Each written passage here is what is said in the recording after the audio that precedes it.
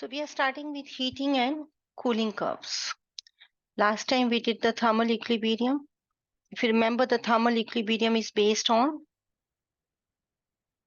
temperature, that the objects which are in touch with each other, they get the same temperature. Heat flows from high temperature to low temperature. And then there is an equilibrium of the heat, means both the objects will come at the same temperature. So we did questions based on that. So today I'm starting with heating and cooling curves. Okay. Based on two concepts, one is thermal equilibrium. What is happening here? Is the temperature changing? In this graph, this is temperature. You can see on this coordinate, we have temperature. On this one, there is time. So is there any change in temperature at this point? Is there any change in temperature at this point?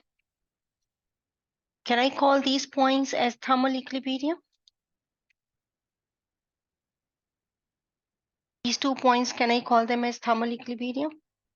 There's no change. But what about heat? If I say this is heat, is the heat still added? This heat added here?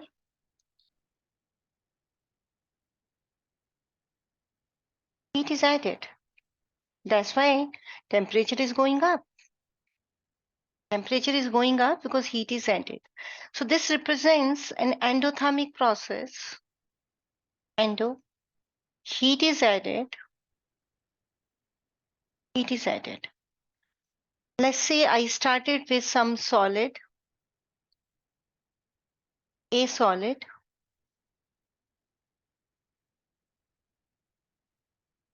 A solid. That's the starting point. And let's say this temperature here, I'm starting with this temperature. Let's say this temperature is 50 degrees Celsius. 50. Let's say this temperature is 80 degrees Celsius. Let's say this temperature is 120 degrees Celsius. So when A solid, you start heating, add heat.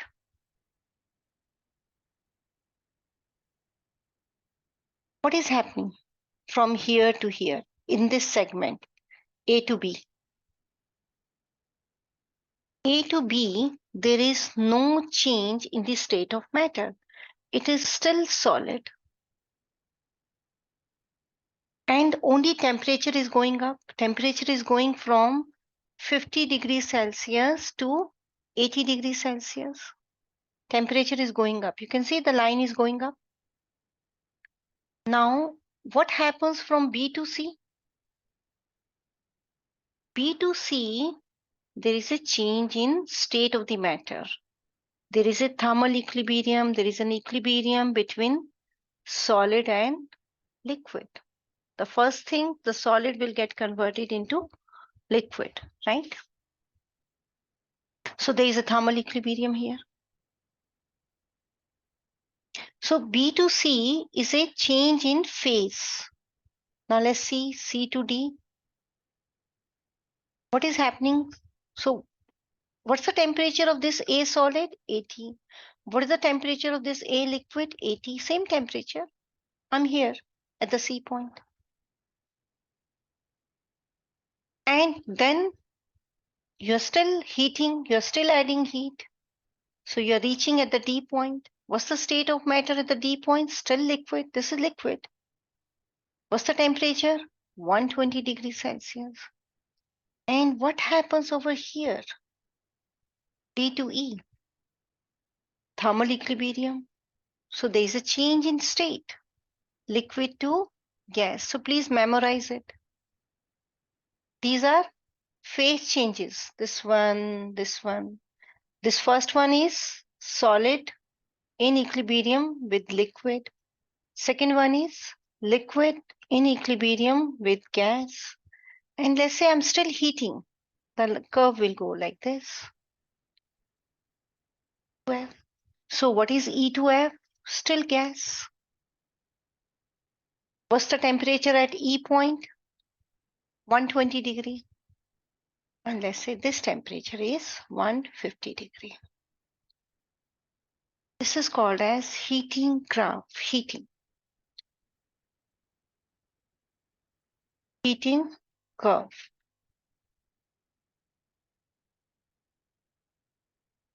Okay, you have understood this curve? Can I ask questions?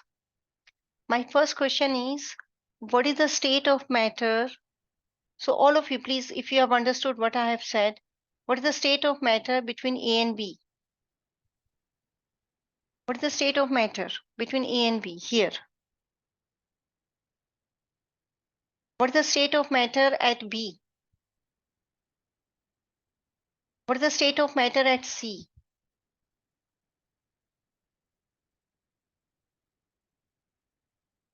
What is the state of matter? Those who are not answering, if you have any problem, please ask questions. What is the state of matter at this point? Yes, Ashlisha is right. Aditi, Ashwin, are you telling me about C or the center point here between B and C? Between B and C, it is solid plus liquid. Both of them are there. Between these 2 points. B, solid, C, liquid. But if I take any point, let's say G here, then it is solid and liquid. Is it clear to all of you? Okay. What is the state of matter at this point? State of matter at this point?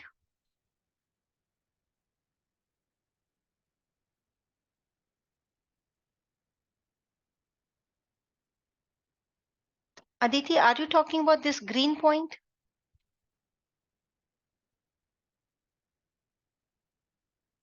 You are raising the temperature. The state has not changed. Still liquid. This is liquid. This complete line is liquid. This is liquid. What is the state of matter at D point? State of matter at D point. What is the state of matter at E point? E. What's the state of matter here?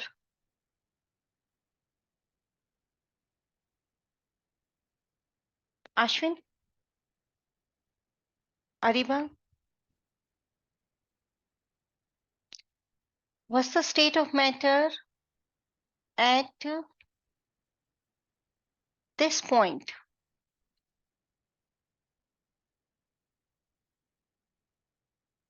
I'm waiting answer from all of you. Okay, Azuni, Aslisha, you're right. It's liquid and gas. It is in between, equilibrium. You know what is the melting point and boiling point? Can you tell me for this solid, this substance, what's the melting point? What's the melting point? This 80. 80 degrees Celsius is the point, is the temperature at which the solid starts melting and it comes in equilibrium with the liquid state. Above 80, it is liquid. Below 80, it is solid. At 80, it is solid and liquid, both of them, right? And what is the boiling point? This is melting point. Those who have not understood this, melting point, temperature at which it starts melting, 80 degrees Celsius. What is the boiling point? Yes, can you answer the boiling point? Yes, Ashlesha, very good. Boiling point is 120 degree. 120 degree is the boiling point. Perfect. So what I explained you just now here, let's go to the next curve. Answer the question. First question. Answer first question. A. Answer it.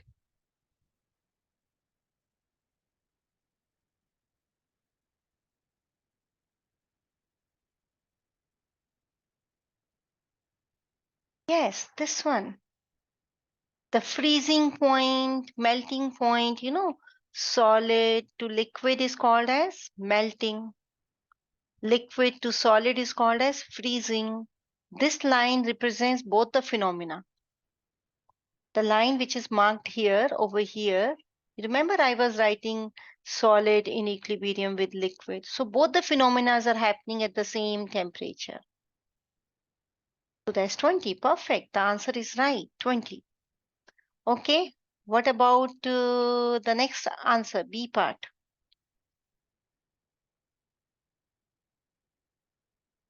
B part, children. What's the boiling point?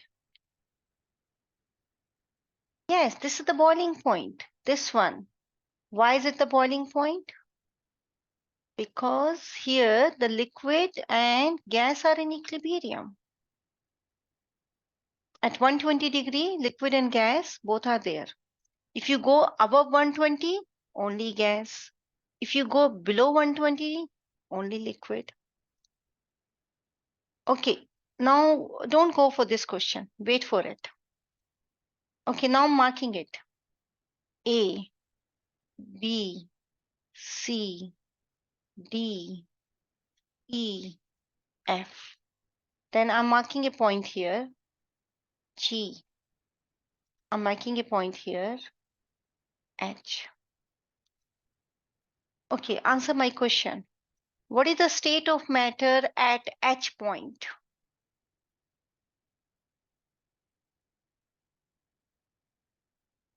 Okay, I'm making here and you can write down answer. When you're writing the answer, write H and then answer it.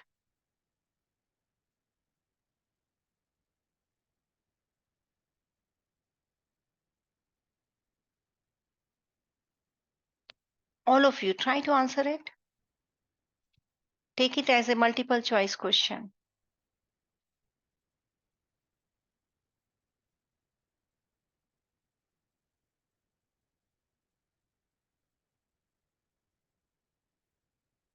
Hmm.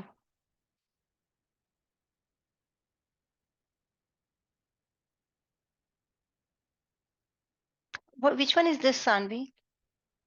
Put the answer with H.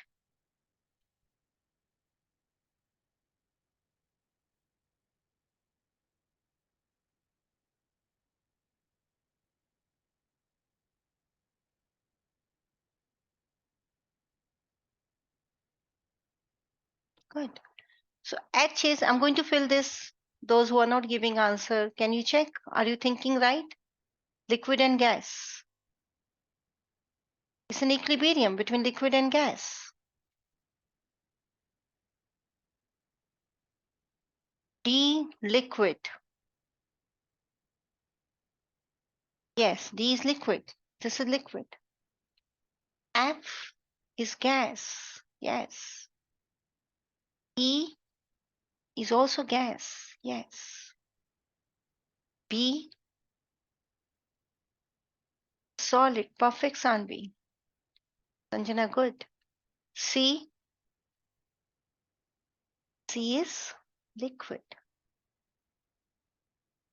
G, solid plus liquid. Perfect. A, solid. I think the heating curve is very much clear to us. We know the melting point, the graph is telling you the melting point or the freezing point or the boiling point or the condensation point. Everything is visible to us. We know the state of matter and we know what is happening at what temperature. Everything is clear. Okay. Now the next important concept here is the amount. You see that it is the heat added. So before we answer the C part, let's see what is happening. I'm making a heating curve here, starting from solid, going like this, like this. This is solid and liquid in equilibrium. This part is liquid, and this is liquid and gas in equilibrium, and this is a gas. Now we know it very well. Here is the temperature. Temperature is increasing. It's a heating curve. And here is the heat added. Heat added. Let's say I have given you 100 grams of ice. You're understanding this? 100 grams of ice. Ice means water, solid water. And it is at minus 20 degrees Celsius. I want to raise the temperature to 120 degrees Celsius. Here is the question, children. Look at the question. Calculate Q. Calculate the amount of heat needed. Calculate heat added. This heat added. Heat added. Now understand this question. We are not going to solve it completely because I have already done it once. So you can do it on your own, but understand how to do it. First thing, this line, this green line represents solid form. It is ice. So what's the melting point of water? What is this temperature? This one. Freezing point, melting point, yes, 0 degrees Celsius. And this is the solid. So during this change from here to here, is there any change in the state of matter? No. So what is happening? Temperature is going up. So you can calculate this amount of heat up to here. This one, this is Q1, heat added. You can calculate by using this equation, mc delta T. M is given 100 grams of ice. C you are going to use for solid ice, solid water. You're not going to use 4.184. You're going to use for solid. That will be given to you. What is delta T here, children? What is this temperature? Look at the question. This temperature is minus 20. So what is delta T? What is delta T? 20, yes. And this is the heat added, this much. The green, I'm going to make this as the green box. This one. Let's use a highlighter here. This is the heat added to raise the temperature from minus 20 to 0 degrees Celsius without changing the state of matter, still the solid ice. Okay, after that, what happens? There is no rise in temperature. Is still you are adding heat? Are you adding heat? Yes, you are still adding heat, but there is no rise in temperature. So what is happening if there is no rise in temperature? Change in state. But what is this heat called as? The one which is responsible for changing the solid to liquid is called as, yes, delta H of fusion. Yes, this is your delta H of fusion. But delta H of fusion is given as kilojoules per mole. So you can calculate this Q2 as N times delta H of fusion. That's the equation I'm going to use here. What is N? Number of moles. So this is Q2, this one. Q1, mc delta T. Q2, N times delta H of fusion, because delta T is 0 there. There is no rise in temperature. This is Q2. Now let's go to the next one. And tell me, which equation should I use here to calculate this Q3? This is Q3. Which equation should I use? Anyone? Calculate Q3.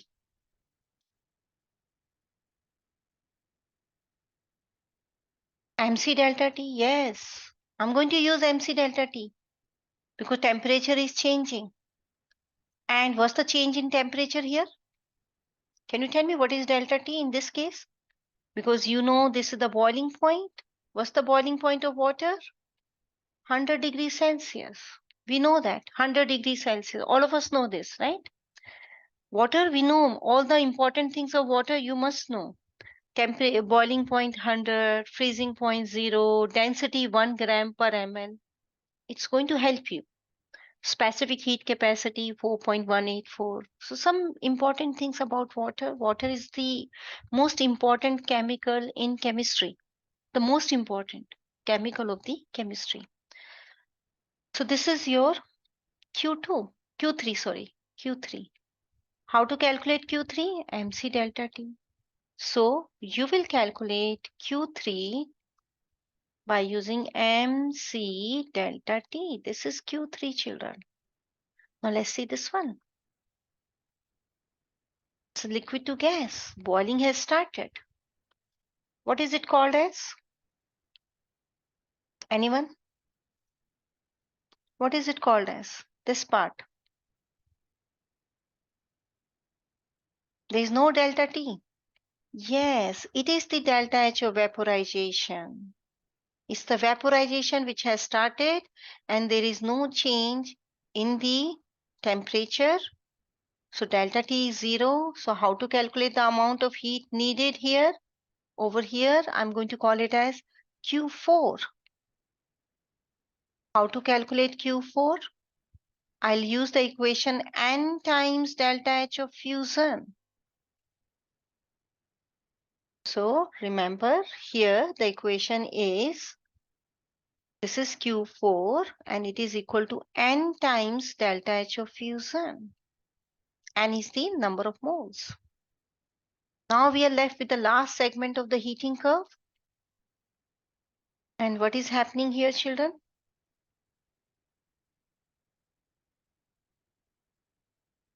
In the last segment, what is happening? Is there any change in the state of the matter? Is there any change? No.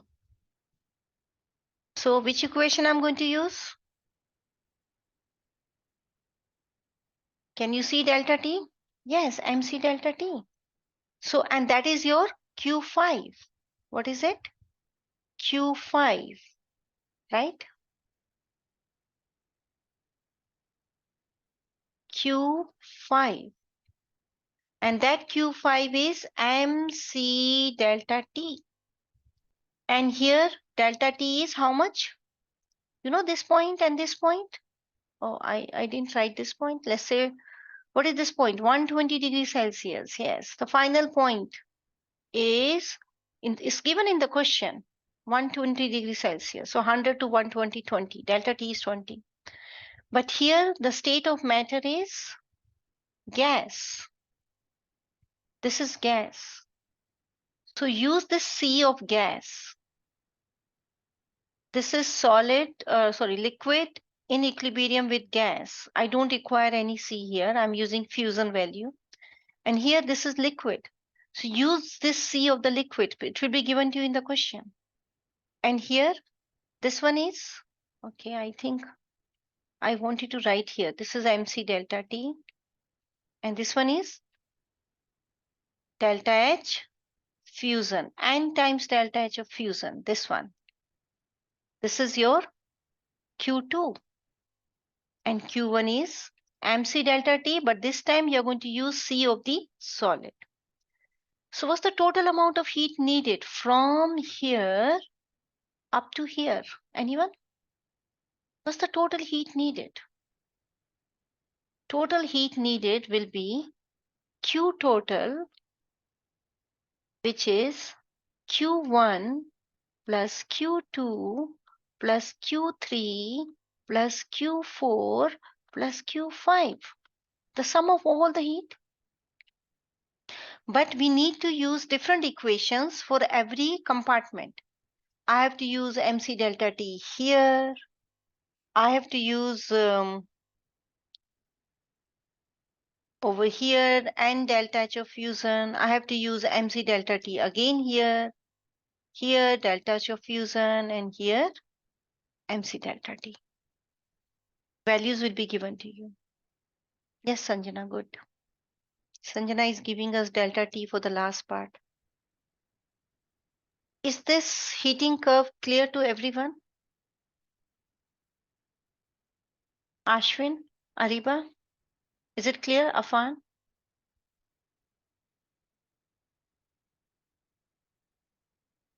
Okay, good. I'm going to erase this. What does this represent? How to calculate this? And how to calculate this? What it represents? Delta H of vaporization n times. You're going to calculate Q by using n times delta H of vaporization because your vaporization is per mole. Now it depends how much quantity is given to you in the question. And what does this represent? This represents n times delta H of fusion. Now children, this question we have already done in the unit 3 also. Can you answer it now? Not in the review classes, in regular classes. Can you answer this question? Read the question and tell me why this delta H of fusion is always for all substances is less than delta H of vaporization. Why? Take care of the state of matter. Fusion is solid to liquid. Vaporization is liquid to gas. Now, can you frame the answer? Anyone? In which case, we need to overcome all attractive forces. Yes, Aditi, you are right. That's what this graph is telling you. But now we are asking reason why.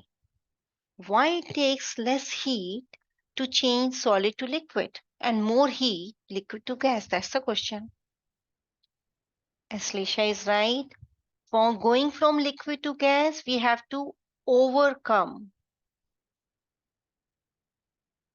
all IMFs because gases have negligible IMFs. Gases have negligible IMF. So here you have to overcome all IMF. So more energy is needed. You have to break all IMFs. More energy needed. This is a very popular question of AP chemistry. More energy needed because we assume that gases have negligible IMF. Aditi, you are getting it? And here, solid to liquid, we have to break or we have to make them weak. We have to make them weaker. That's it. We are not going to break them completely. You write down, we have to just make them slightly weak. To weak the IMF. We are not overcoming all of them. We are just making them weaker. So less energy is needed. You are not overcoming them completely because liquids, they still have IMF. Ashwin, you're there? Ritika, Ashwin? Arya. Arya, you have understood this? Okay, write on this. Why? So when we go from liquid to gas, we need to overcome all the IMF. More energy is needed because you have to break all of them. But when we go from solid to liquid, we have to make it slightly weaker so that molecules can move around but still attracted to each other. It's a very, very popular question. Okay. Moving on, children. Answer this question.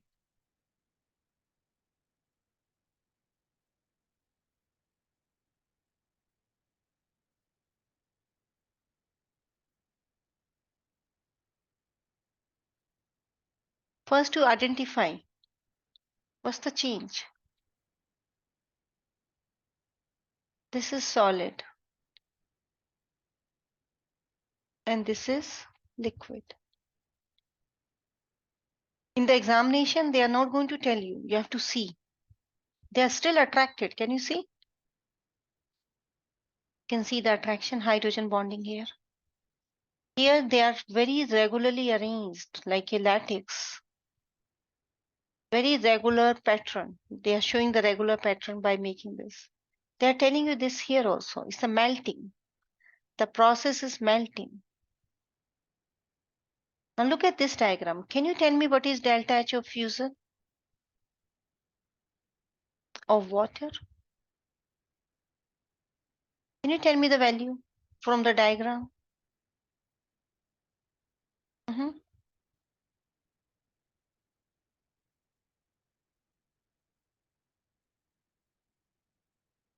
Yes, very good. This is for how many moles, Aditi? Look at the unit Aditi is giving us.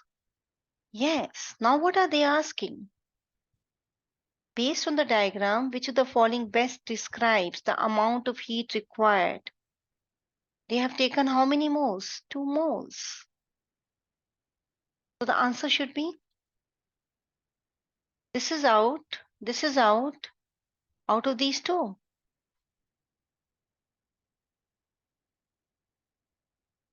Yes, you are not changing the polarity of water. Water is still polar. So you cannot say that because this is a confusing question. Here, if you see molecules are far away, and here, if you see they are more closer, this is another question which we discussed in regular class. Ice is less denser than liquid water, less denser than H2O liquid. It's a very popular question. I'm going to do it in unit 3. Those who already know, can you give me the hint? Why? And that is the life-saving process. You know, this is your sea. And during extreme winters, the topmost layer becomes ice, solid. But below this, there is still liquid. Ice is less denser, so it will come up and it will cover the complete liquid below it. And due to this, it becomes like a blanket.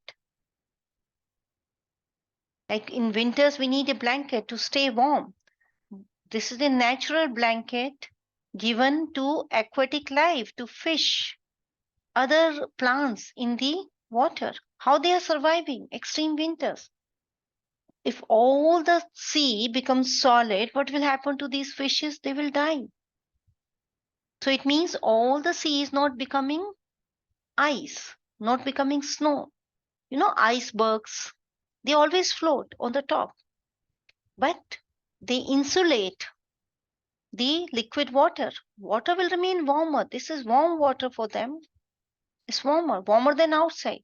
If outside temperature is minus 30 degrees Celsius, inside temperature is not minus 30. It's still above zero. They can still survive there. Okay, and it's not getting converted into solid ice because this blanket is insulating it. Heat cannot escape. Okay, heat cannot escape from this water to outside because this is a insulation layer. So we'll discuss this again in unit 3. These are important questions, children, very important. I'm coming on the last part of the unit 9, that is electrochemistry. Electrochemistry is based on oxidation reduction, and you already know what is oxidation reduction. Okay, I'm giving you one example, just a review. If your O2 is going from O2 to H2O to H2O, can you tell me what is happening to oxygen? Is it getting oxidized or reduced?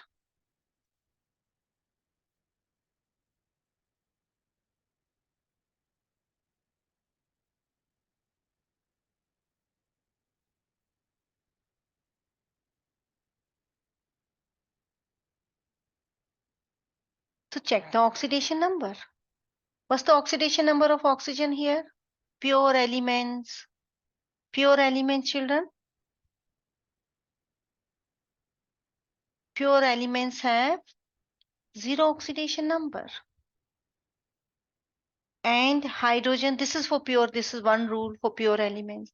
And hydrogen is always +1 when it is bonded to non-matter.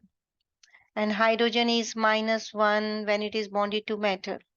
I'm giving you this review for the new students, Ritika and Ashwin and Arya. Are you clear about it? You know these rules?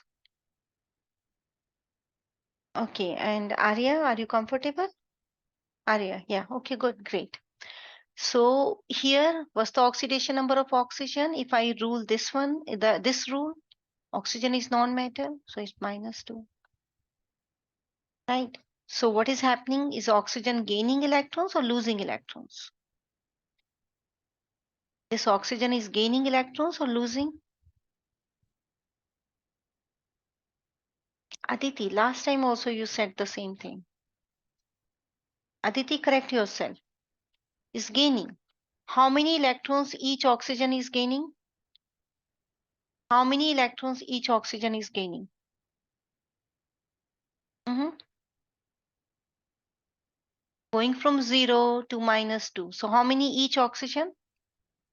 This is oxidation number per atom. So how many electrons one oxygen is gaining? 2 electrons. 0 to -2, 2.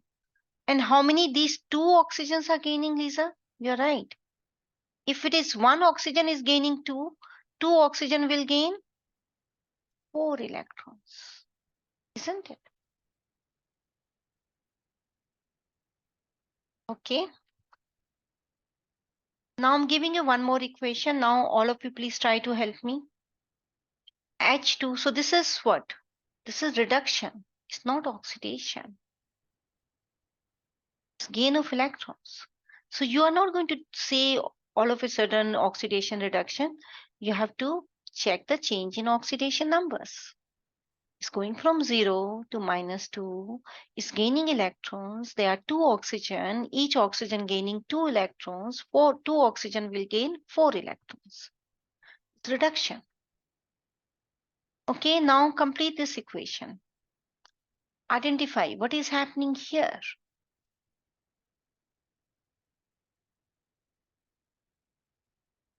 What is happening here? What's the oxidation number of hydrogen here? Mhm. Is 0. What is here? Is +1. What is it? Losing, gaining? Is it losing or gaining, Aditi? It's losing. How many? Yeah. Okay, but how many hydrogens are there? Afan, you're not answering today. I know that today is celebration day for you also, but you're in the class. That's really good.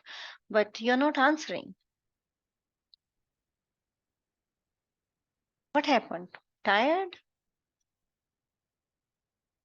Afan is, yeah, please do it, Afan. Okay? If you're not answering, it means your mind is not engaged. Okay, Sanjana is writing losing 1 electron per hydrogen. Children, she's writing perfectly correct. So can you tell me how many total electrons are lost?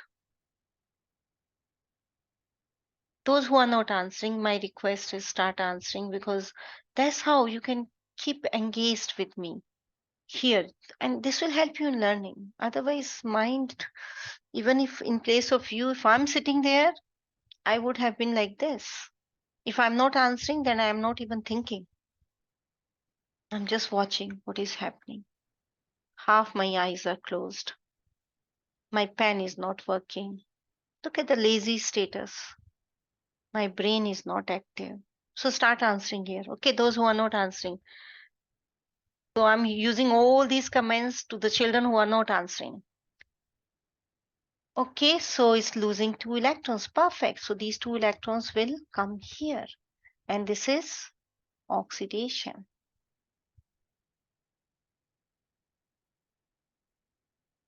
Now, what's the overall reaction? Can you write on the overall reaction? These are called as half reactions. This is reduction half reaction. This is oxidation half reaction. Now I want to write down the complete overall reaction. For that, I'm going to combine these two reactions, correct? But am I ready to combine them? No. What can be the reason that I'm not ready to combine them? Because the electrons are not equal. So what should I do? Yes, Ashleisha, very good. So electrons are not equal. What should I do? To make the electrons equal, you multiply. These electrons must be equal. This one, they should cancel out. So multiply this equation by, yes, very good. Very good, Ritika. Now these 4 electrons are fun. You're understanding? Start answering whatever is coming in your mind. Now write on the addition product. 2H2 plus O2 giving you 4H2O.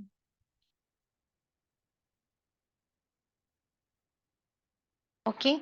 Now this is your final equation. In the final equation, we don't have electrons. You can see that there are no electrons. This is a redox reaction. I can use this reaction to generate electricity.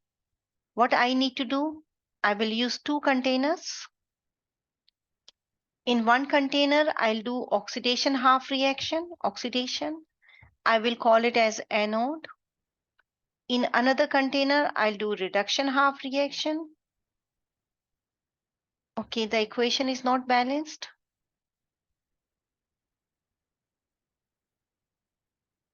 Why?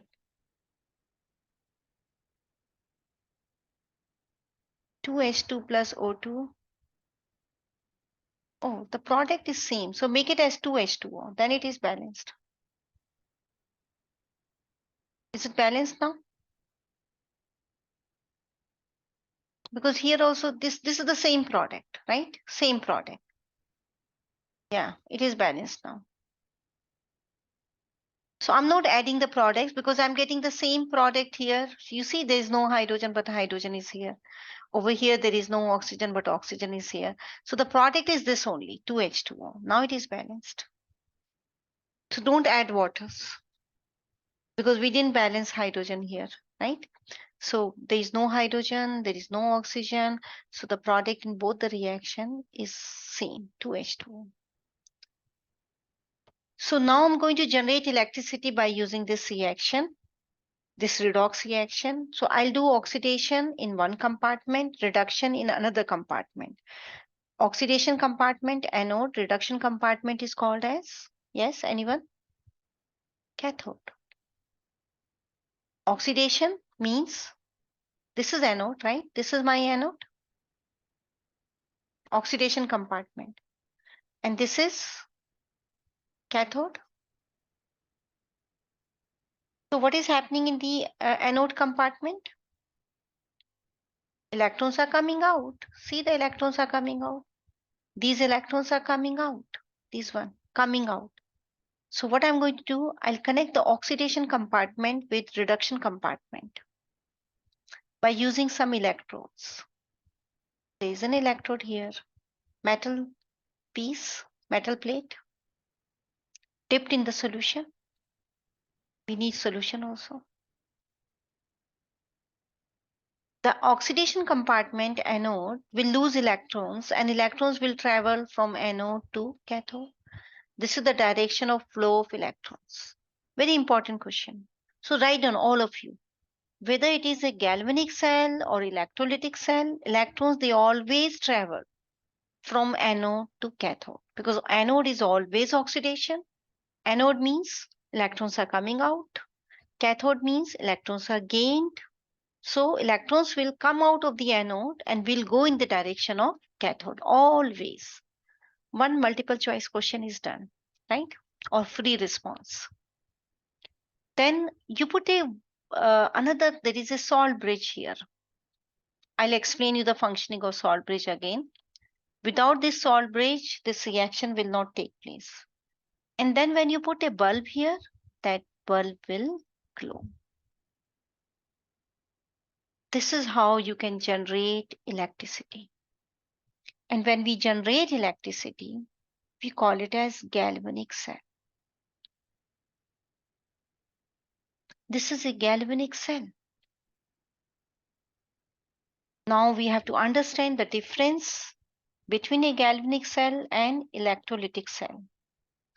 So I'm giving you the difference here. What's a galvanic cell? Which is also called as voltaic cell. Yes, children, you have done this in the school also. Anyone? I'll ask questions. Try to answer. So in the galvanic cell, what kind of reaction you're doing? Spontaneous, non-spontaneous? In the galvanic cell, what kind of reaction? Spontaneous. Spontaneous. And in the electrolytic cell, what kind of reaction?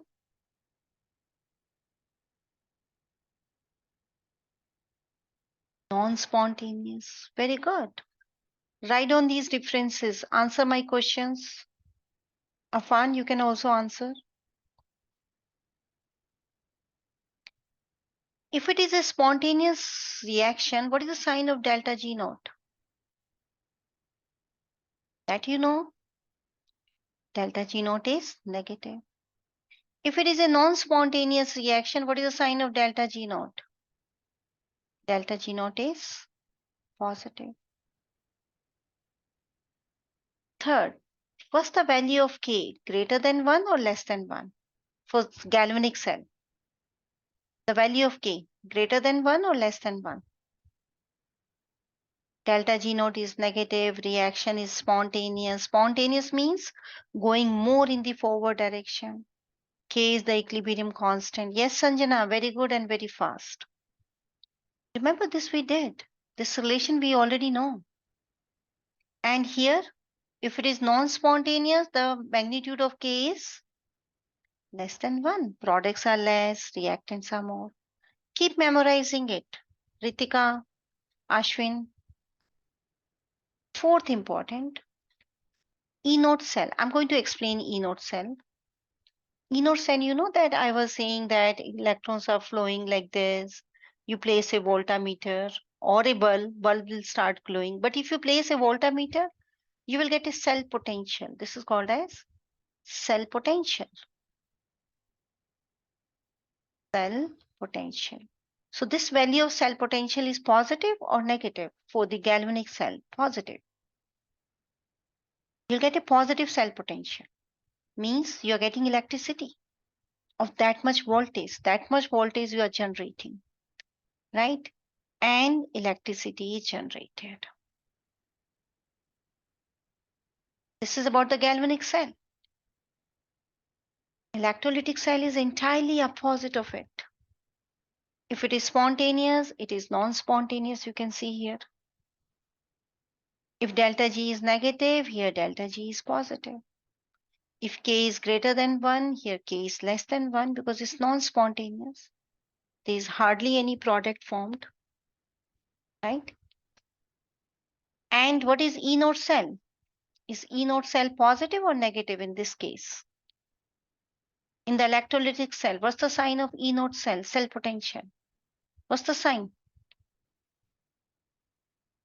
In galvanic cell, children, it is? Yes. Yeah, good. It's minus. Good. Ashwin, good. And fifth point, I'm writing here fifth. So what is the fifth important point here? Electricity generated or electricity used? Electricity is used. You are using both the cells in your houses. You are using both of them. So you know you are using batteries. A battery is a galvanic cell. Different types of batteries are there. Lithium batteries are the latest trend because they are very light and your equipment doesn't become like, you know, laptop and all these have batteries. If I use some heavy metal, then my laptop will become very heavy. So they are making now more and more lighter batteries. If you look at the lithium in the periodic table, its atomic mass is very less. Lithium is how much? Around 7 grams per mole. 1 mole is a big amount, okay, very big amount, 1 mole. 7 gram is hardly any mass. So when you are using lithium batteries, your electronics are not becoming very heavy. They become lighter. You can use them in the aeroplanes anywhere because you know weight is important. So batteries are galvanic cell. But when battery is dead, battery dead, my battery is dying, my battery is dead, give me some few minutes, I want to recharge it. When the battery is dead, then you are recharging. When you are recharging your battery, then it is an electrolytic cell. You are using electricity. You have to plug in your battery in the electrical point. You have to switch on the electrical point. Then electricity starts going inside the battery. In a battery, there is a this battery, this one, the galvanic. There is a spontaneous reaction. A is getting converted into B in the battery. This is spontaneous. Delta G naught is negative. When the battery is dead, what happens? You are left with only B. There is only B. All A used up. A is used up. There is no A. There's only B. I want to regenerate my A. I want to carry out this reaction. If this reaction has delta G naught negative, then this reaction has delta G naught positive, right? And to with if there is a reaction with the positive gives free energy, then for that we need to supply electricity continuously. That's why you're using electricity. See, delta G naught positive. And you are, by this method, what are you doing? You are generating A there. You're getting A. Once they say, oh, your laptop is fully charged, it means all the B is converted to A. And you are back to your working. You're back with this reaction. Then again, all the A will get consumed up. You are left with B. Then again, battery is dead. Then again, you will use recharging. Is it okay? Understood? Electrolytic cell and galvanic cell, the difference. This is the main concept. Now we are going to understand the working. How a galvanic cell is working, that I have already explained you. So there is an anode. First I'm explaining you galvanic cell. There is an anode. This particular cell, here zinc is undergoing oxidation. You can see this reaction. This is oxidation, children. And cathode. On the cathode, copper is undergoing reduction. But the question is, how will I decide who will undergo oxidation, who will undergo reduction? How the nature is deciding that? Nature is deciding. It's a galvanic cell. It's a spontaneous reaction. I'm not doing anything. I'm not deciding anything. Nature is deciding. So how this nature is deciding about it? It's decided by the nature of the chemical. Zinc has more tendency to undergo oxidation, more potential, more reactive, more potential for oxidation. In fact, its potential is, which I'm going to say E naught, this is anode, right? So I'm going to call it as E naught anode, is plus 0.76 volts. And copper 2 plus copper solid has less potential. It has less potential for undergoing oxidation than zinc. But copper 2 plus has more reduction potential. Is E naught cathode is 0.34 volts. These values you need not to memorize, it will be given to you. So how we are going to decide? The one which has more oxidation potential will undergo oxidation, anode. The one which has more reduction potential will undergo reduction. You are understanding that? Okay. So that's how it is decided. Now my next question is,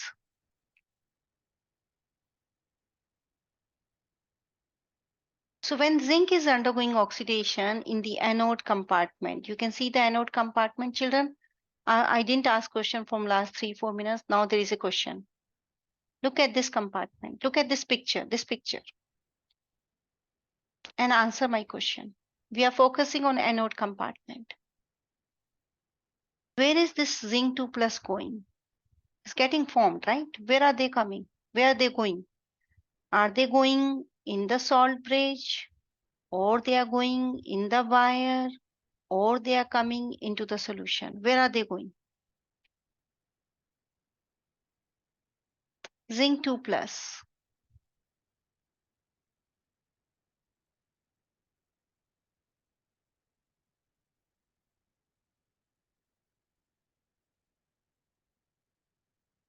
Is it not clear? Is the picture not clear? Shall I make it slightly bigger?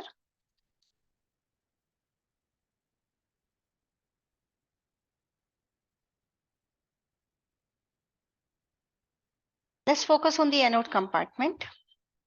All eyes on the anode compartment. Anode means oxidation. This is the reaction which is taking place. My question is, where this zinc 2 plus is going? Only Ashlesha is looking at this picture. What about rest of you? See, she has corrected herself. It's coming into the solution. Okay. These are questions, children. These are multiple choice questions. They will ask you these type of questions. Aditi, is it not clear? Ariba, Lisa, Sanvi?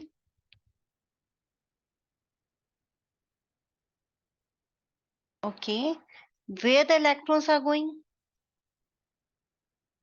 Answer this then. Yes, electrons are coming in the wire. In the wire, only electrons can come. How come these ions can come in the wire? Wire is solid. Ions cannot travel through it, right? Ions can travel only in solution. They cannot travel in the solid. They cannot come in the. Electrons can travel through the wires because they are very small particles. Wire is made up of metal. Metals are good conductor of electricity. Electron is electricity. Okay, so electrons are flowing through the wire. Okay, another important thing. You know that you started with some solution which is zinc sulfate. So initially, before this starts, the concentration of zinc 2 plus is equal to the concentration of sulfate initially, before you connected them. No charge in the solution? Okay. I want all ears here. Afan, I'm still not getting answers from you. What's the problem, dear, today? Afan, you're okay? Afan, you're there? Then start answering. Okay, so initially, before this starts, the concentration of zinc 2 plus and the concentration of sulfate are equal. But now you're saying zinc 2 plus has started coming into the solution. So what will happen to the concentration of zinc 2 plus? All of you try to answer. Zinc 2 plus are coming from the anode to the solution. What will happen to the concentration of zinc 2 plus? They will become greater, more than sulfate. And if the concentration of zinc 2 plus has become more than sulfate, then the solution is electrically neutral or it is charged. What is it? It is charged. What is the charge on this solution then? Very good, Afan. What is the charge on this solution? Tell me the charge. You have this more of this. So what is the charge? Plus charge.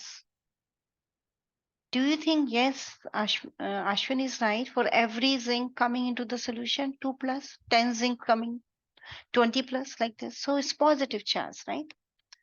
So who can move from the salt bridge? Because charge solutions, write on this very important line, which I want you to retain, because there are questions. I am checking past papers, and I've seen that these are the latest trend of the AP exam. They are asking very simple concepts. Charged solutions never exist. Never exist. You cannot have a charged solution. So it means when it's becoming positive, the process will stop immediately. Because charged solutions, they never exist. We cannot have charged solutions around us. They are very unstable. So what will happen? To continue with the process, now the salt bridge will help you. Can you see Cl minus moving in this direction? Coming out in the solution, neutralizing zinc 2 plus ions. So this extra positive charge is neutralized by the anions of the salt bridge. Is it okay?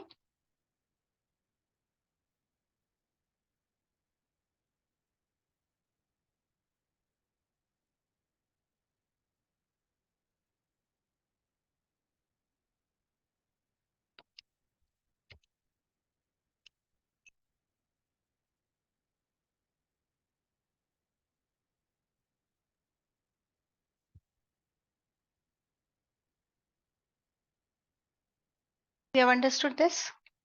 So for every zinc 2 plus ions to get neutralized, how many Cl minus are needed? I want to neutralize zinc 2 plus, so how many Cl minus are needed?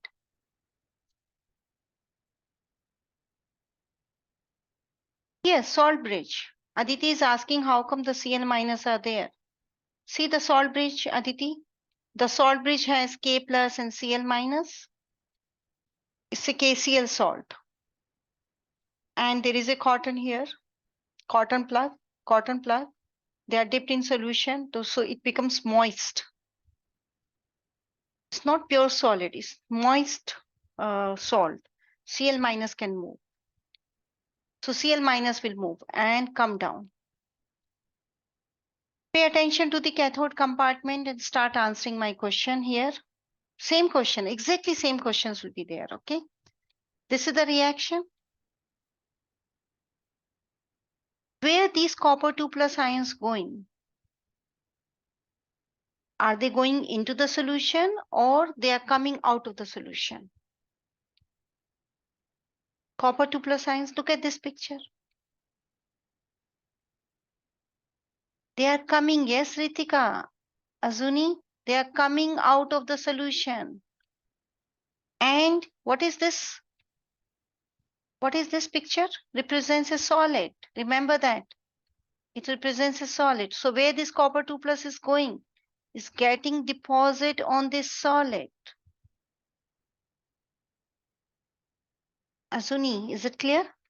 Is getting deposit on this solid. Afan?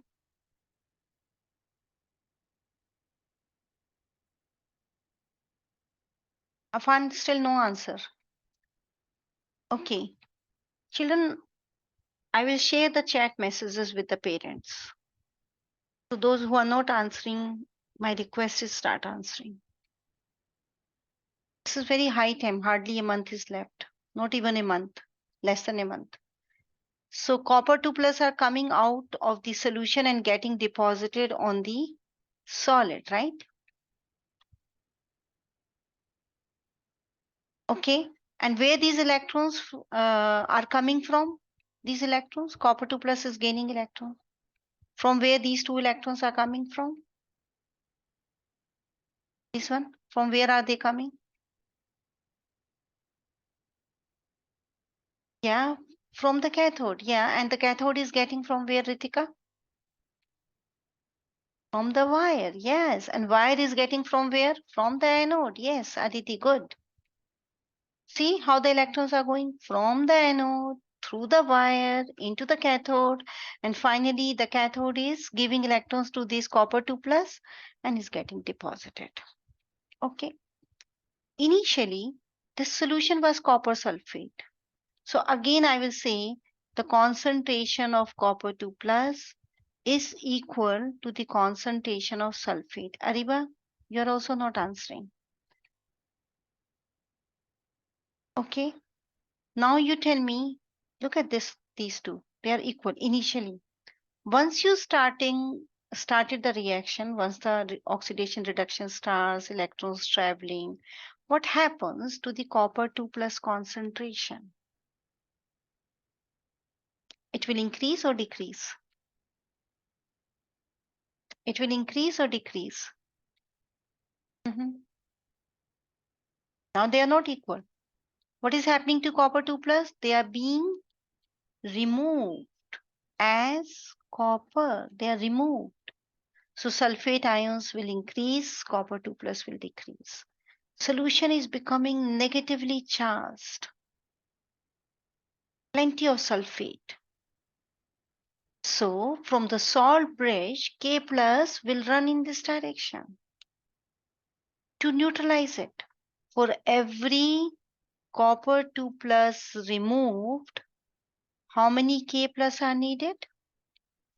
2K plus. They will come to replace every Cu2 plus. One is moved, 2K plus will come to make solution electrically neutral. So salt bridge is making the solution electrically neutral. Arya, you're understanding the function of the salt bridge? If you remove the salt bridge, electricity will not flow. So all of you, please write down the function of salt bridge in one line, small line. What is the function of the salt bridge? Yes.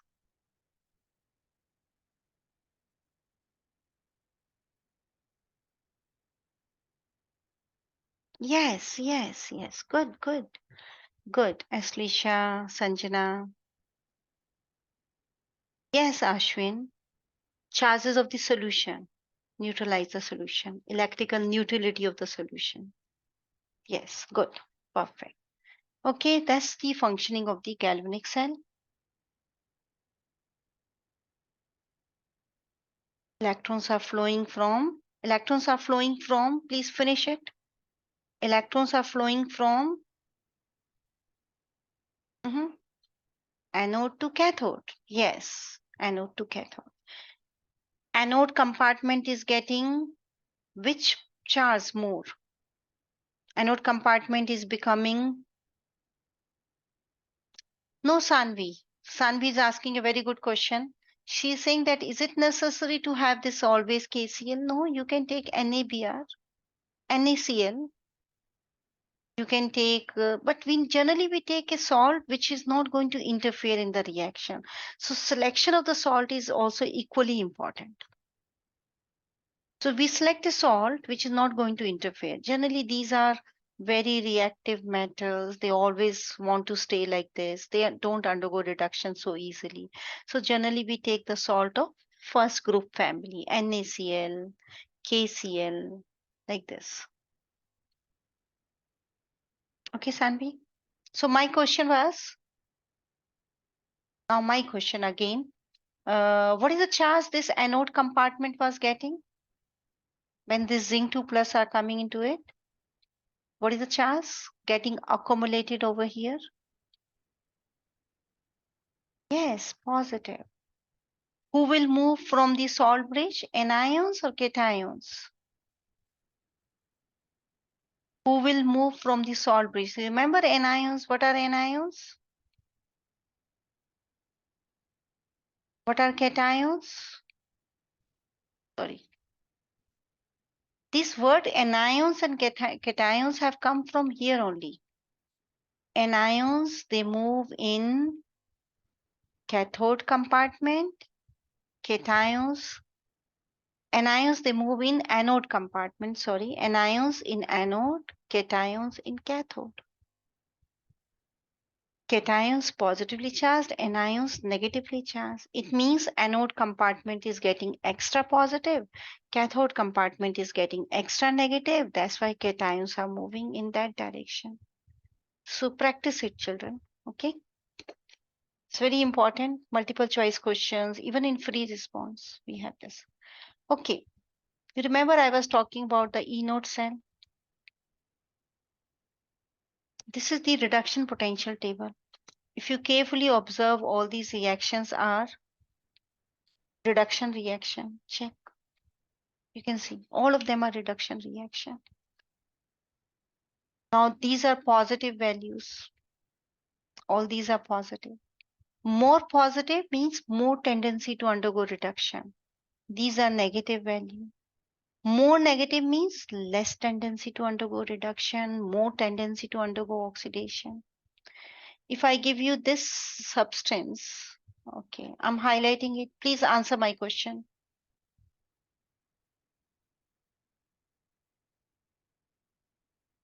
What is it? Reduction potential or oxidation potential of that H2O2? Is this value the reduction potential or oxidation potential? So look at the reaction. Is this reaction reduction or oxidation? Is it gaining or losing? It's gaining. So can you give me the oxidation potential of H2O to H2O2? What's the value? I'm reversing the equation. What's the value?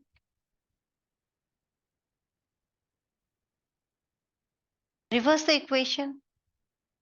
Now it is called as oxidation potential. How much is the value? Yes, very good, Aditi. Very fast and very good. Just reverse the sign. Answer one more question. So when you reverse the equation, reduction potentials, they become oxidation potential. Positive will become negative. Reduction potential has become oxidation potential. See this?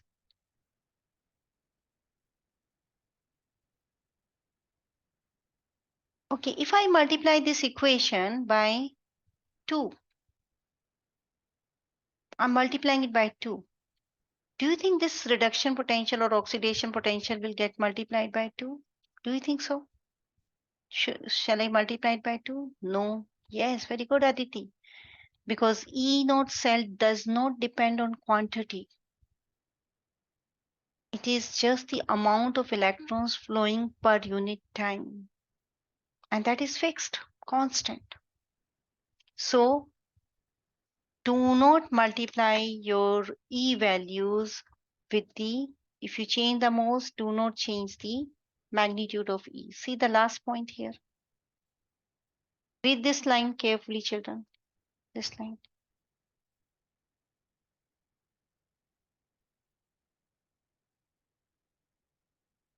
Is it okay?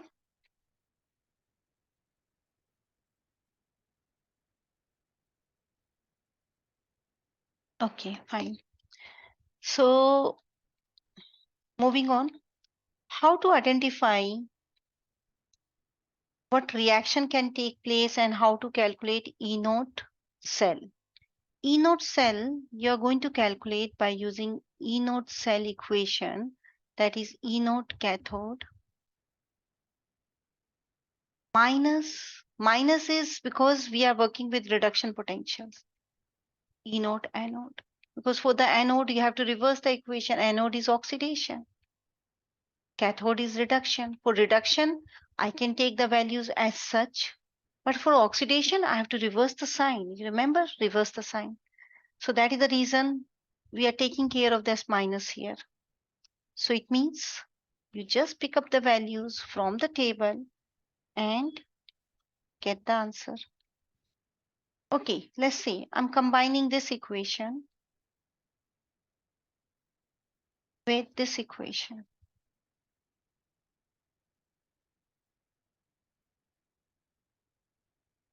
This is reaction A, this is reaction B. I'm combining them. I'm making them happen together. I want to create a galvanic cell out of these two. So can you tell me which reaction will work like anode and which reaction will work like cathode? I want answer from all of you. Ariba, try to answer. Which reaction is anode and which one is cathode?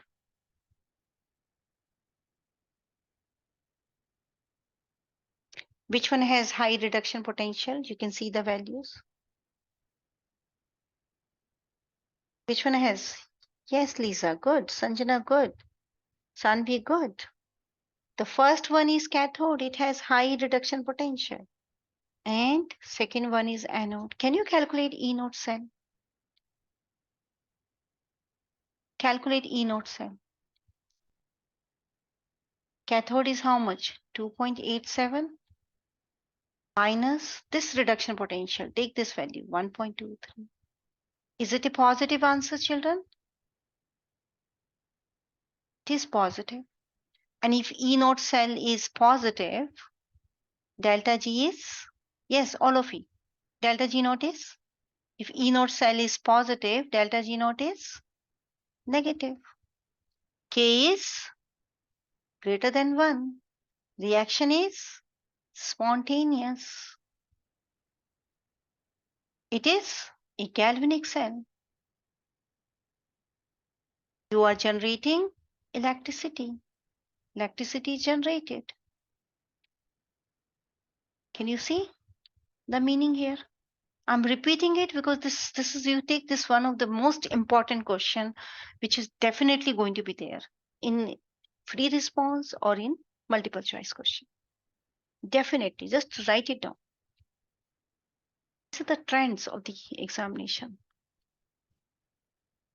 So we are clear about it, how to calculate E naught cell, E cell, equations. Equations will be given to you, children. Reduction potentials will be given to you. Okay, I'm giving you these two galvanic cells. We are making galvanic cell. What is the reduction potential for this reaction? Any idea? What is the reduction potential? You see, you are generating H2 gas. This is the H plus. This is the H plus. H plus is getting converted into H2. Anyone? What's the reduction potential? Those who have done this earlier with me, please answer.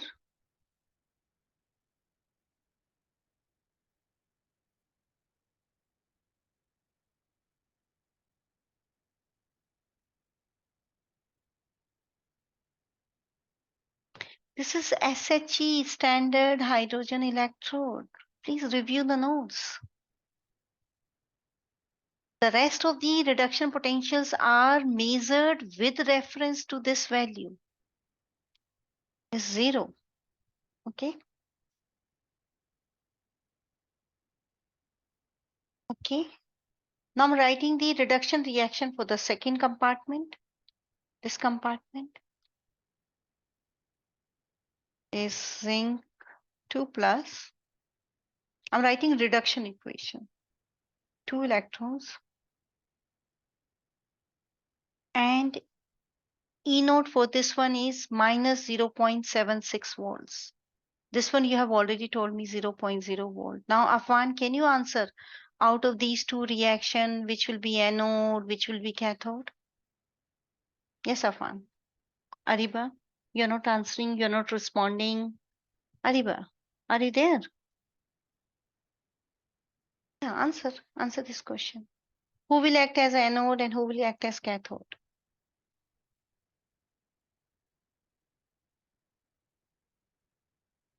Afan, you're still waiting.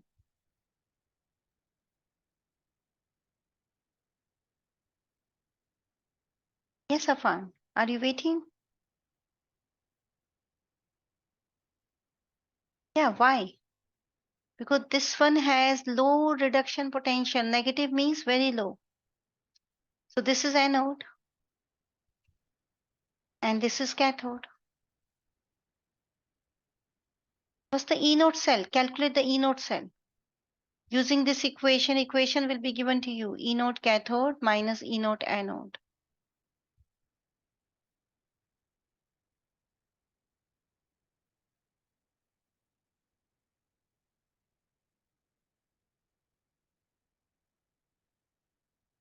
Yes. Is it a galvanic cell, children? Is this a galvanic cell? Delta G? Afan, start answering very fast. Delta G node will be negative. K greater than 1. Galvanic cell. Electricity is used or generated? Generated, yes. This is the galvanic cell, children. And electrons are flowing from anode to cathode or cathode to anode. Electrons are flowing from anode to cathode. Yeah, see the direction? You said this is anode. You said this is cathode. You remember you identified it. Okay. One more galvanic cell, children. Look at the diagram. Just look at the diagram and tell me what is anode, what is cathode. This can be a multiple choice question. What is anode, what is cathode?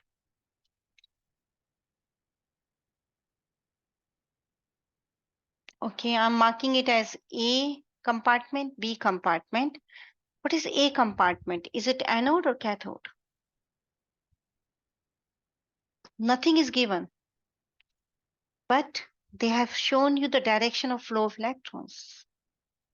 See, the electrons are flowing like this. So this can be a question. They will give you a picture.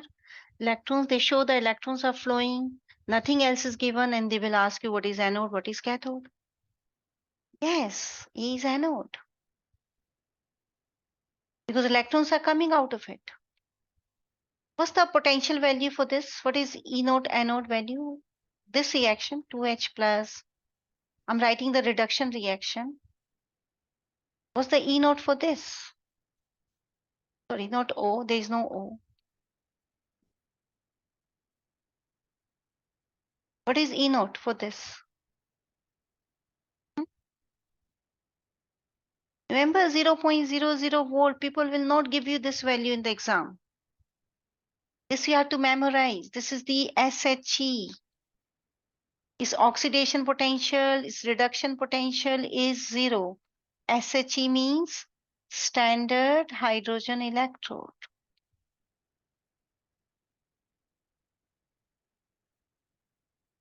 This is the reference electrode with well-defined composition. So all of you please write down what is the reduction potential of SHE. Just give me the value. All of you, all the hands on the chat. Reduction potential of this reaction.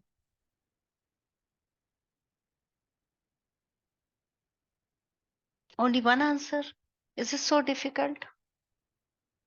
Everything is written on the whiteboard. I'm just asking, what's the reduction potential? Okay, Sanvi, good. Yeah, Sanvi, good. Yes, with the units. Yes, good. Arya, you don't know? Azuni? Azuni answered, yeah. Aditi answered. Aditi answered? I'm waiting for all of you to answer this. Lisa, Ashwin, Arya.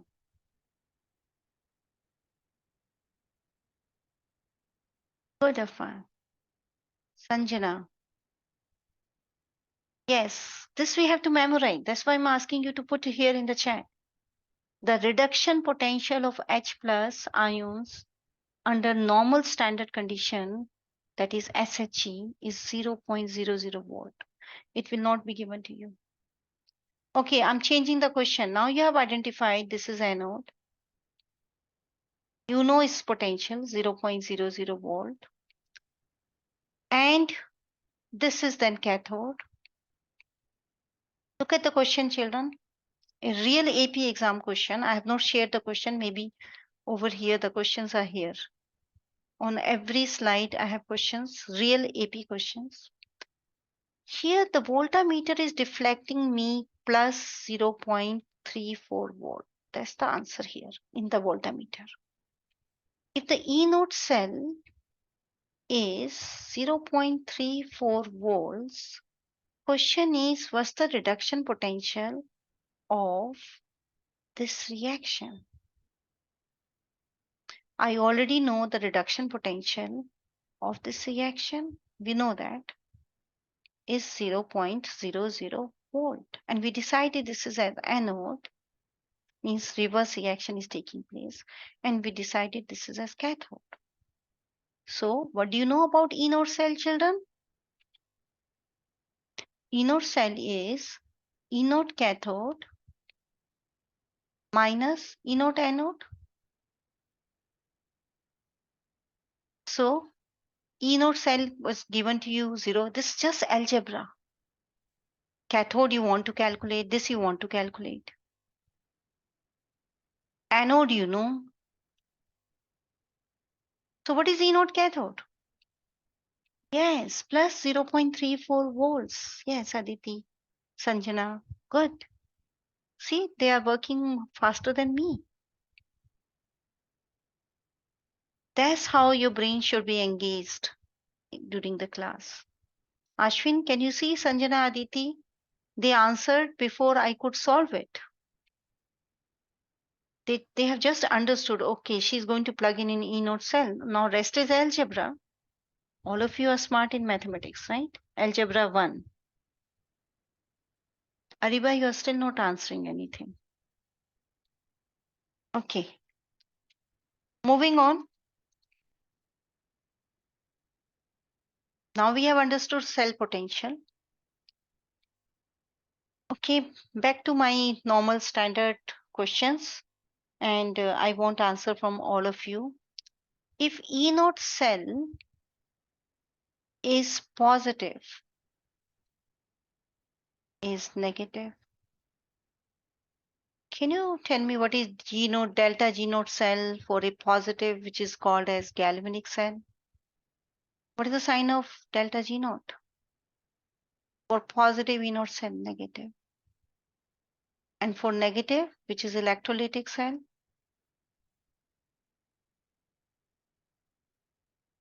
positive. What's the value of K for galvanic cell? Greater than 1, less than 1. Which one is spontaneous? Which reaction is spontaneous? Galvanic reaction or electrolytic? Galvanic, spontaneous. This is non-spontaneous. In which case electricity is used?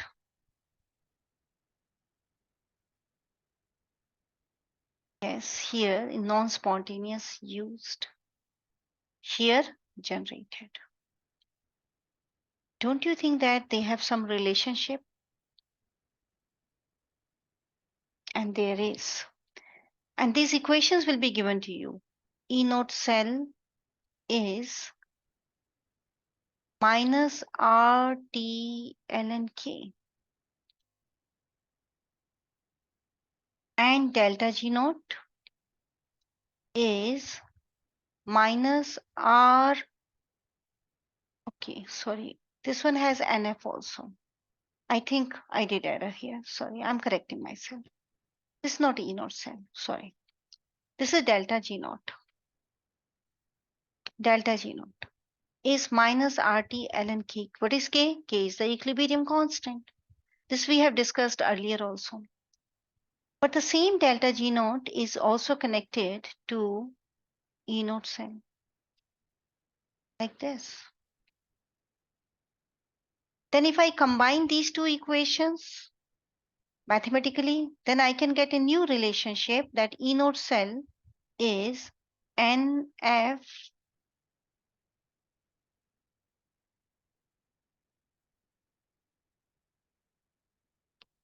RT over NF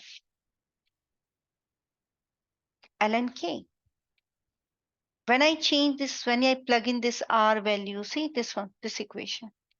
When I plug in R value, T temperature, Faradays, I convert ln to log, then I will get 0.0591 over N log K.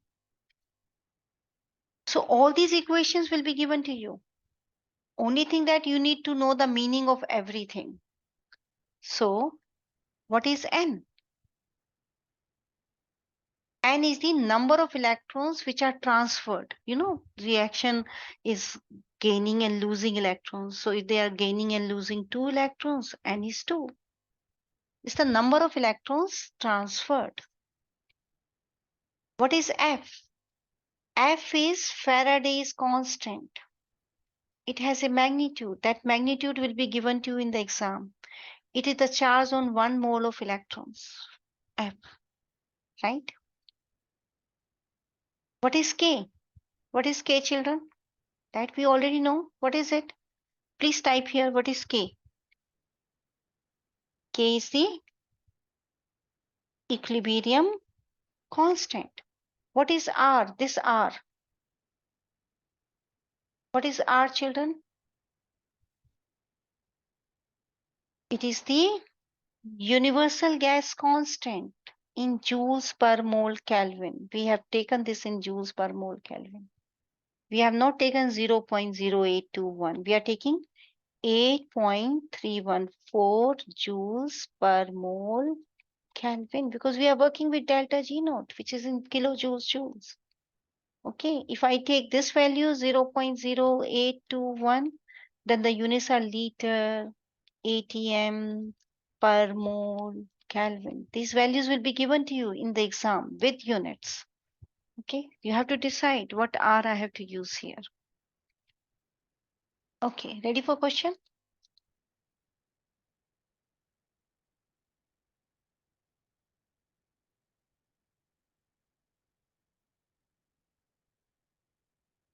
You can see the question here.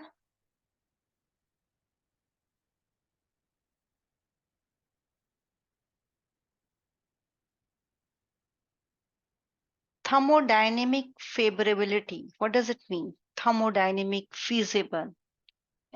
For thermodynamically favorable reaction, what should be the sign of delta G naught, children? If I say my reaction is thermodynamically favorable. See, this is real AP question. Maybe latest paper. Thermodynamic favorable means delta G naught should be negative. And if you want your delta G naught negative, what should be the sign of E naught cell? Yes, that's what they're asking. Check which combination out of these three, which combination of which two reactions can give you maximum positive E naught cell. Which two reactions? Which one has the highest reduction potential?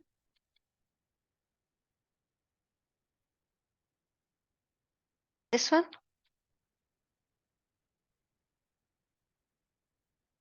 If I combine these two, who is anode and who is cathode?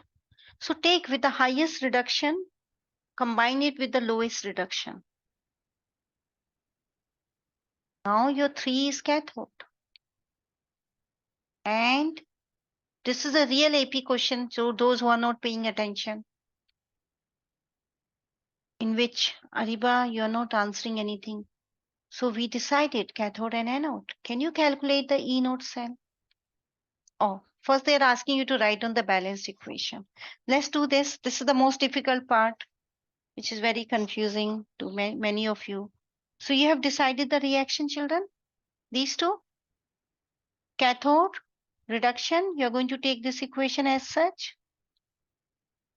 Cathode reaction, I'm going to take as such. This is something which most of the students are doing error. So work with me. Understand cathode, whatever cathode is decided, that means reduction. Take that reaction as such, no change. But anode, what does anode means? Reduction. Anode is, anode means oxidation. For oxidation, I have to reverse the equation. Reverse this. Afan, I'm reversing anode reaction. Zinc solid plus 2OH minus aqueous, giving you zinc oxide and H2O liquid plus 2 electrons. So that is the first thing. They will give you two reactions. They will ask you to make a cell. So you have to decide who is cathode, who is anode. Then you write down the cathode reaction as such, reduction way. But anode, you have to reverse the reduction reaction to oxidation reaction that I have done. Now, what is the next step, children? What should I do? I should check electrons. Are they equal? Yes. So I'm ready to add them together. Just add them because electrons will cancel out. If they are not equal, then you have to use some factor to make them equal. Okay, so right now they are equal. So what's the final equation? Just add them. Is there anything else I need to cancel? Yes. See? Cancelled. Anything else? Yes. Water. Cancelled. You can see this, children? One water molecule here. Cancelled. OH minus. OH minus. Cancelled. Now what is left? For showing your work. It's a free response question paper. Show your work. The zinc solid is giving you. So you have to show the equations. You have to write down in a proper way. Cathode as such, anode in the reverse manner. That's the equation which is taking place. That's the answer for the first part. Okay. Calculate the E node cell, children. Do the second part. I'm not helping you in this, waiting for the answer. You already know who is anode and who is cathode. So, Ashwin, what's the E node cell? We already know the equation E node cathode minus E node anode. Cathode minus E node anode. This equation which I'm writing here. Put the answer here. 0.15. Show your work. In the free response, why they are giving you free response? Show your work. 0.15 minus 1.28. And answer is 1.43 volts. Take care of sig fig. You're adding, subtracting after decimal. Two places after decimal. Two places. So the answer should have two places after decimal. Yes, Afan, good. Answer is 1.43. Good, Afan. Okay. Ready for next part? So when I move down, everything will move down. So let's erase everything.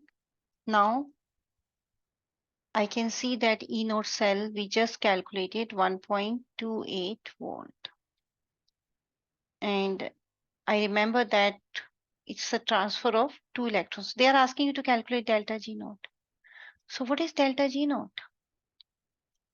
Is minus NF E node cell. Equation will be given to you. But what was N? You remember I wrote the equation. How many electrons were given and taken? Anyone can recall? How many electrons? See, how many electrons are lost and gained? This one is gaining 2. This equation I wrote it in the reverse manner. Losing 2. So what is N, children? N is 2. N is 2. Plug in the values. Values will be given to you. Faraday is 96,500 coulombs. N is 2. Faraday's is 96,500 coulombs. Afan, come back fast. E node cell is 1.28. Now all these are standard international units, so answer will be in joules per mole, not in kilojoules. Kilojoule is not the SI unit of energy. Joule is the SI unit of energy. So you will get answer here in joules. Can you get the answer in kilojoules?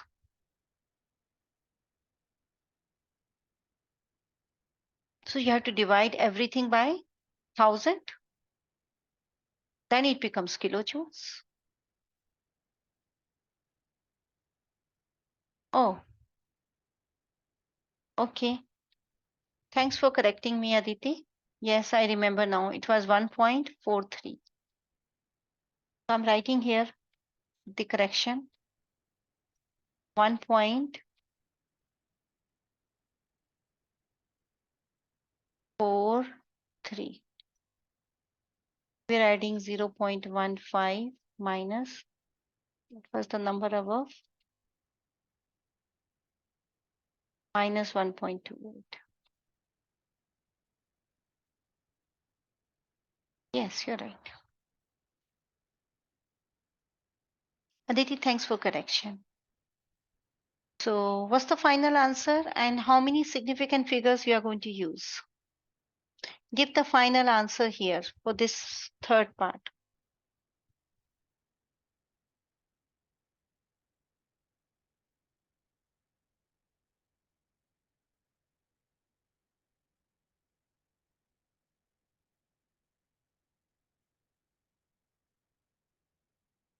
Mhm. Anyone doing? Pick up your calculator. It's time for practicing calculator also. Children, I don't have my calculator here. And I think you all will agree I don't require to practice it because I'm not going to appear in the exam. It's you people who are going to appear.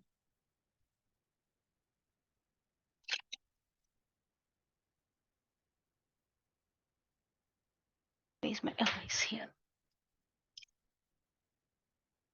Okay. How many sig fig, Sanjana? And it's a negative value. See, spontaneous. How many sig fig children? Please take care of sig fig. This number has only 3. Put your answer in 3 significant figures. This 2 is a counted number. Do not consider. This is a constant given to you. Do not consider. This is a conversion. Do not consider. Only this is the measured value. Yes. So answer is minus 276 kilojoules per mole. Okay. Are we done? Everyone okay with this? Yes, Ritika, very good. Ashwin, good. Arya, you're not answering? Arya.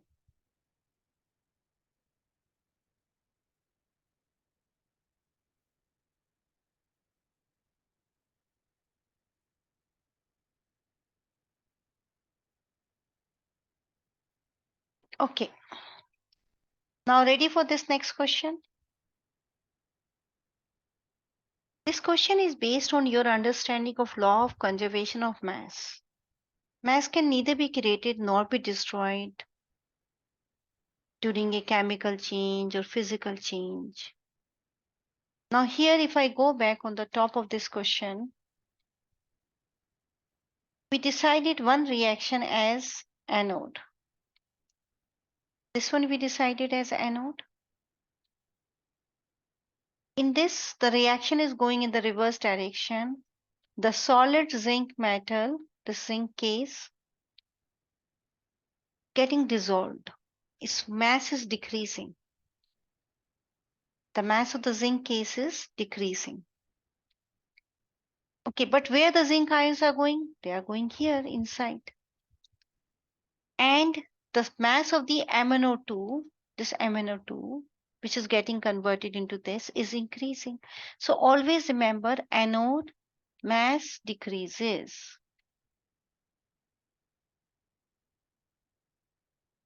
In galvanic cell, voltaic cell has a reverse process.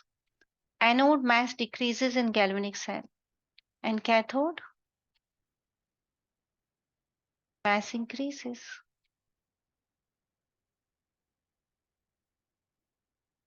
But this is a closed container. One is decreasing in mass, other one is increasing in mass. Do you think the overall battery is going to show you any loss in mass or gain in mass? The complete battery. This battery is closed, right? Is there any net change in the mass of the battery?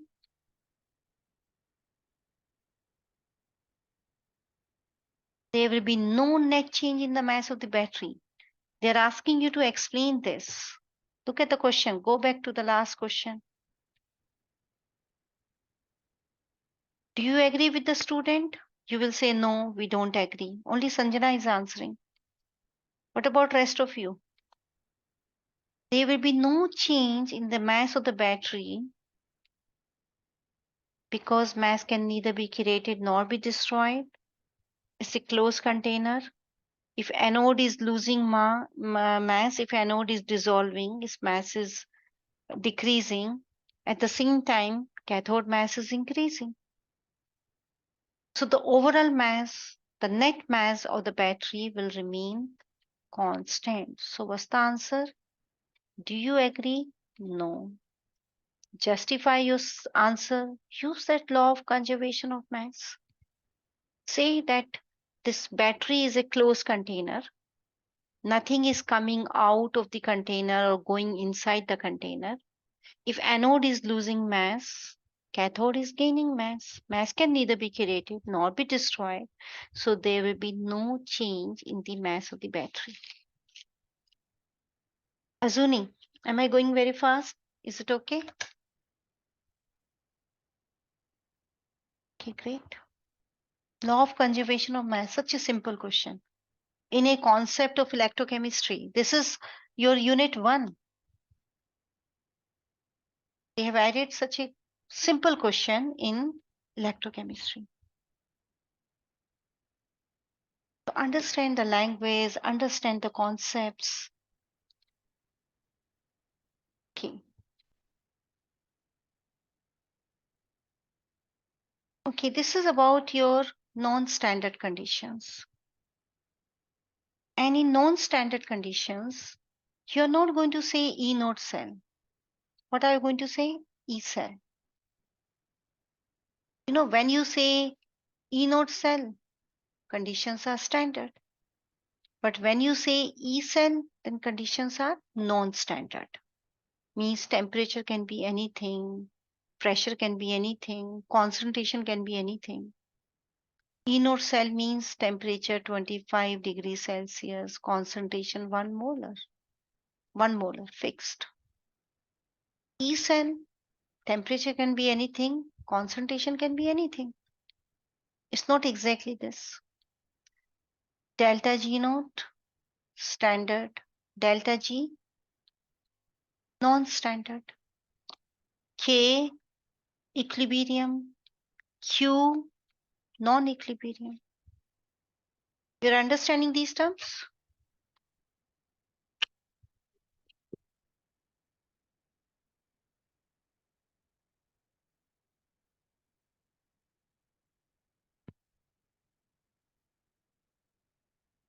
Is it okay?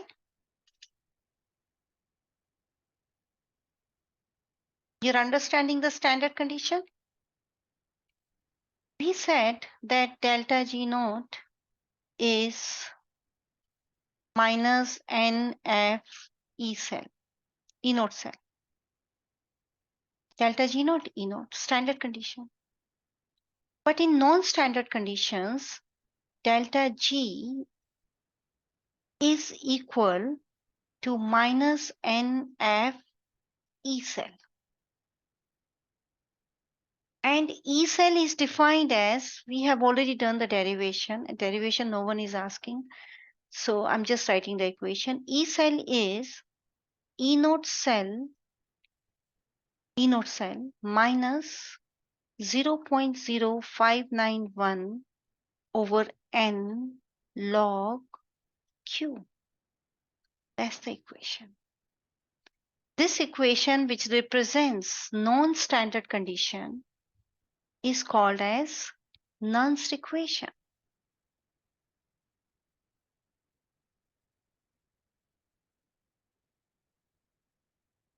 Nernst equation.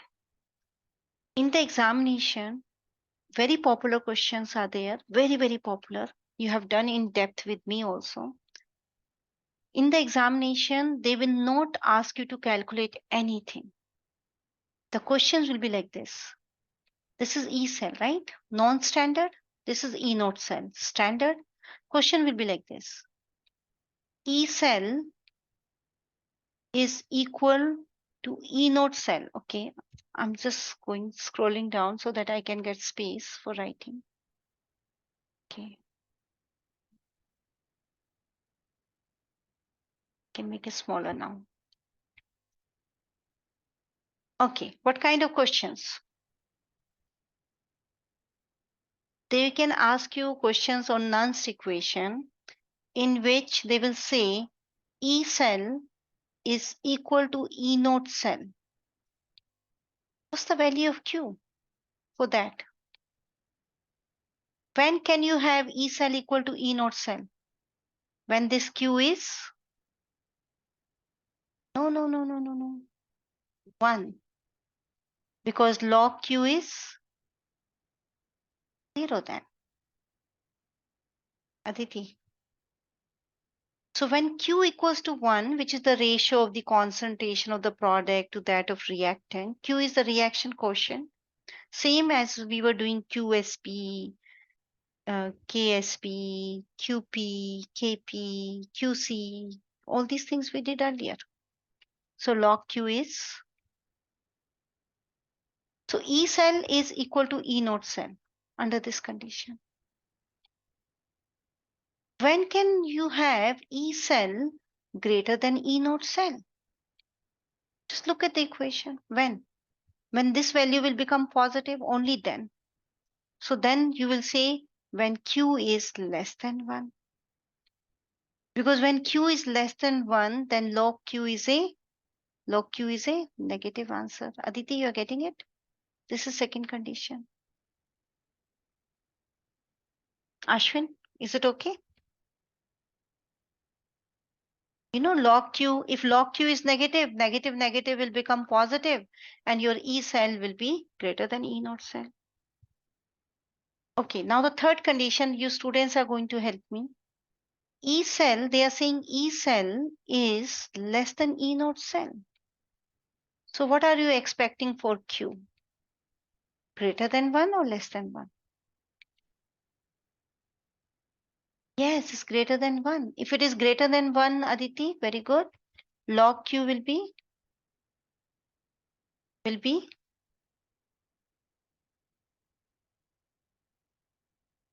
Azuni, you are not answering. You're okay with this concept?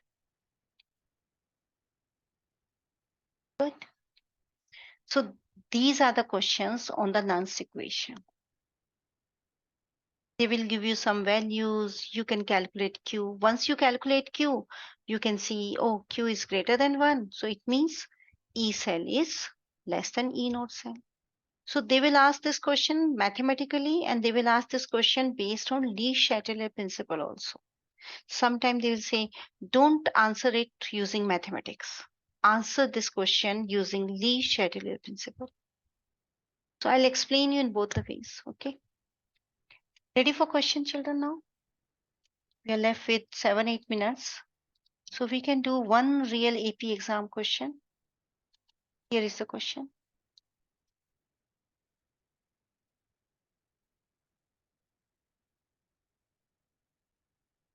Is it visible to all of you? Okay. Look at the reduction potentials. One of the reduction potential is not given. But read the statement.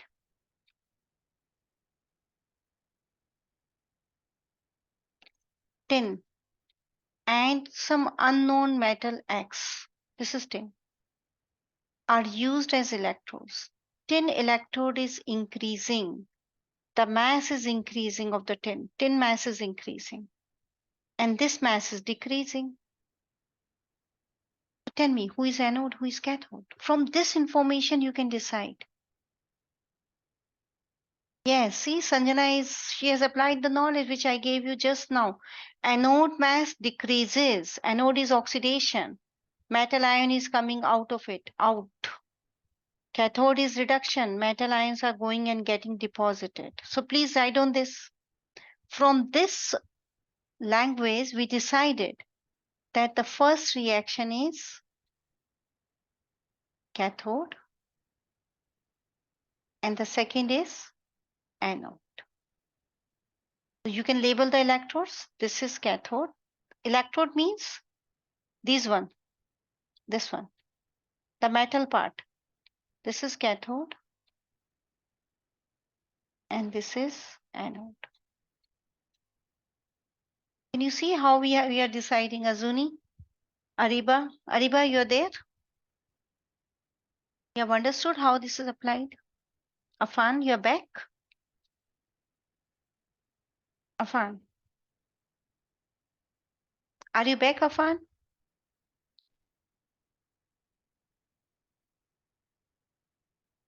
Why are you taking so much time for saying yes or no? Afan, please pay attention. If you're doing something else, stop it. No problem. That's not a problem. But you have to answer fast here. So stop doing whatever you're doing and pay attention here. We are doing a very good question. And I think this question may be around 2004 or something. So we are done with this A part, P part. Sanvi is saying why the cathode mass is increasing. Because on the cathode, this reaction is taking place. This one, this is cathode reaction reduction. So tin 2 plus from the solution, gaining 2 electrons, giving you tin solid. Sanvi, where this solid is going, is getting deposit on it. Remember?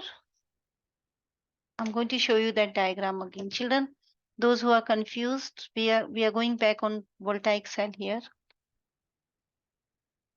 Check here. This is for all the children who are confused but not asking questions. Copper 2 plus. Where it is going? It's going on the surface of that copper metal. This is copper solid. This is solid. So copper 2 plus is coming here. So cathode mass always increases. Okay. Going back on our question. Can you answer the B part now? Answer the B part very fast, all of you. Draw an arrow indicating the direction of flow of the current of the electron. Not the current, electrons. Flow of the electrons. So shall I place it like this or like this? Anode to cathode or cathode to anode? Yes, very good, very good. Okay. So children, because we are left with no time nearly, so I'm planning to do this last part and this part in the next class. And then we are left with only the very last topic. So we'll be able to finish unit 9 in the next class and I will be starting unit 5. So we are done with 7, 6, 7, 8, 9. 4 units will be done. And we are starting unit 5. The next class. So see you in the next class and if you have any questions, stay back.